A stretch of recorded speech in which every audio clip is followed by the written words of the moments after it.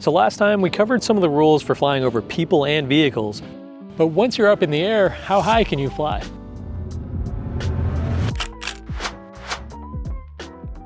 So normally in uncontrolled airspace, your max altitude is 400 feet. You can use apps like Air Control to determine how high you can fly.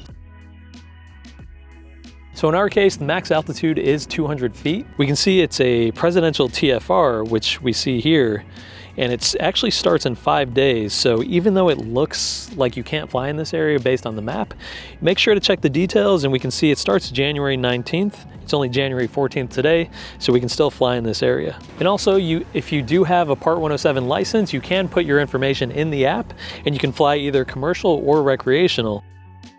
So typically around airports, you of course won't be able to fly due to manned aircraft, which of course drone pilots always need to yield to. So generally your max altitude is 400 feet, but if you have a Part 107 license, you actually can go higher than that.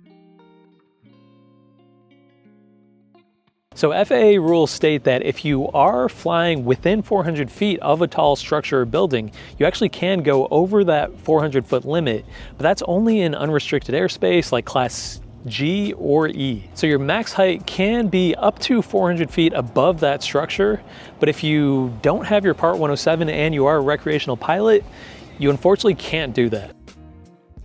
It's important to note that if you are in controlled airspace, you do still need to follow those restrictions. So if your max altitude is 200 feet, you can't necessarily go 400 feet above a structure. You actually do need to get a waiver from the FAA. So it's a lot more than your instant LANC authorization. You actually do need to fill out forms. Also, if you are a recreational pilot taking off from the roof of a building, does that mean you're allowed to go 400 feet above it? Nope. So unfortunately, that is something where you need a Part 107 if you want to go above 400 feet. And another caveat to watch out for is clouds. So FAA rules state that drone pilots need to stay 500 feet below clouds or 2,000 feet away from clouds horizontally. There are times when low-lying clouds can actually be below 400 feet. And finally, just because you can fly over 400 feet doesn't necessarily mean you always should. Manned aircraft do sometimes fly below 400 feet, and they are in that area just above 400 feet. So you want to make sure you're careful just to help keep the skies safe for everyone. So next time we'll be talking about flying at night and the rules associated with that. So thanks for watching, and we'll see you in the next one.